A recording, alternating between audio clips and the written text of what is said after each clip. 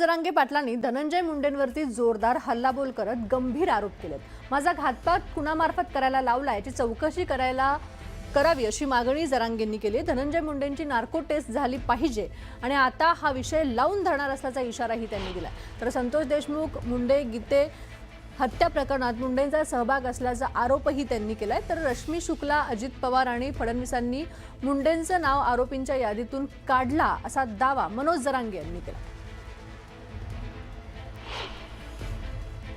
काय झालंय, मला वाटलं होतं बदल झाला पाहिजे प्रत्येकात, ते दिसत नाही म्हणून तोच म्हणला होता। मी नव्हतं म्हणलं ते परळीचं, तेच म्हणलं होतं की माझी ब्रेन मॅपिंग करा, त्याची नार्को टेस्ट करा। तो विषय आता मी पुन्हा हातात घेतो। त्यांनी कोणाला घातपात करायला लावला माझा, मग आता तो काय गोळ्या औषधात याच्यात जेवणात घालणार होता, ते काय दागा फटका करणार होता, हे पुन्हा तपास होऊन ते समोर आलं पाहिजे। पुन्हा तपास होऊन काय होता विषय, कोण होता, पडलेला त्या कोण जात होता, पिये त्याचा बीडवाला, त्याच्यात आरोपी एक नंबरला कोण करायला पाहिजे होतं, कोण तिसराच केला आहे, हे सगळं घेणं गरजेचं आहे। आता पण त्या आरोपींना साथ कोण देत आहे, ते कसं आरोपी होत नाहीत, या संदर्भात सगळं आता लावून धरणार आहे मी।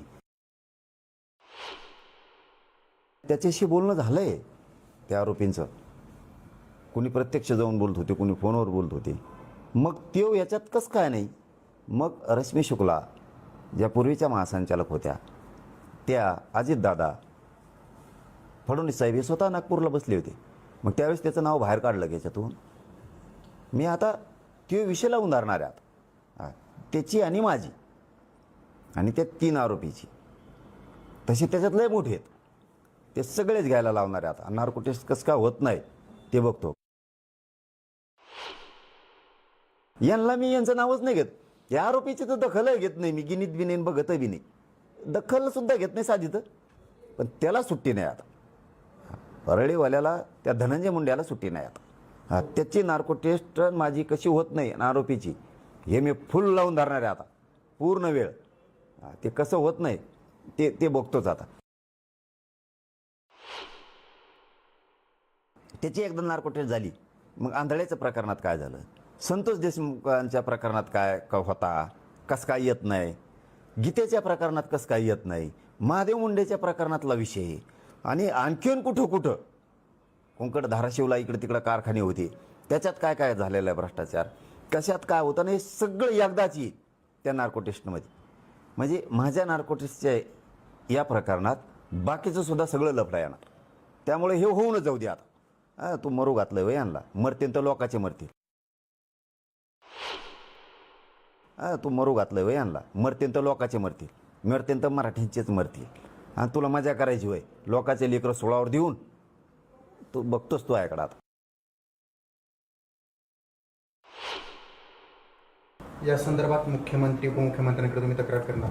SP पासून पुन्हा ही आधीच केली मी, अधिकृत पुन्हा एकदा SP-कडे करणार, स्थानिक पोलीस स्टेशनला करणार, स्थानिकला पण, दोनही कमिशनरला करणार मी, मुख्यमंत्री गृहमंत्री यांना सुद्धा करणार ही तक्रार मी, जे त्याच्यात विभाग येत आहेत, आणि कोर्टातून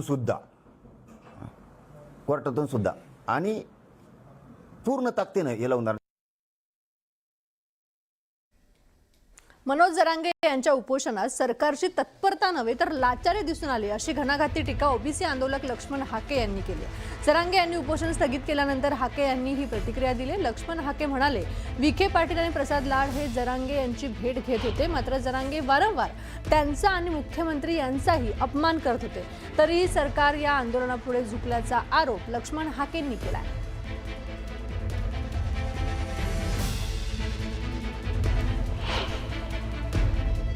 आम्ही काल सरकार लाचार होताना पाहिलं, विखे पाटील माकडाप्रमाणे इकडून तिकडे उड्या मारताना आम्ही पाहिले, विखे घराण्याची इब्रत धुळीस मिळवताना आम्ही विखे पाटलांना काल पाहिलं।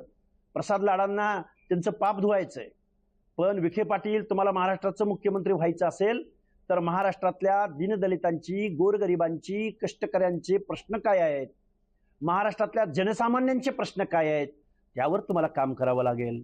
नाहीतर तुमचा सुजयदादा विखे लोकसभेच्या निवडणुकीत जसं त्याला आसमान बघायला मिळालं तशीच तुमची अवस्था इथून पुढच्या कालावधीमध्ये होणार आहे.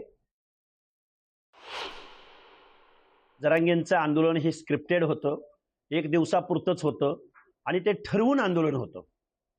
या आंदोलनामध्ये अनेक नेते अनेक मंत्री गुंतलेले आहेत. मग त्यामध्ये विखेंची सुद्धा फूस होती. पहिल्यांदा जरांगेंनी विखे पाटलांना शिव्या द्यायच्या आणि पुन्हा विखे पाटील त्यांना डील करायला येणार आणि मग त्याचं श्रेय विखे पाटलांना द्यायचं आणि मग विखे पाटलांना मुख्यमंत्री व्हायचं की काय. त्याचबरोबर अलायन्स मधल्या इतर पक्षांच्या नेत्यांच्या बाबतीमध्ये सुद्धा अशी महाराष्ट्रातल्या जनमानसात चर्चा आहे की हे ठरवून आंदोलन होतं.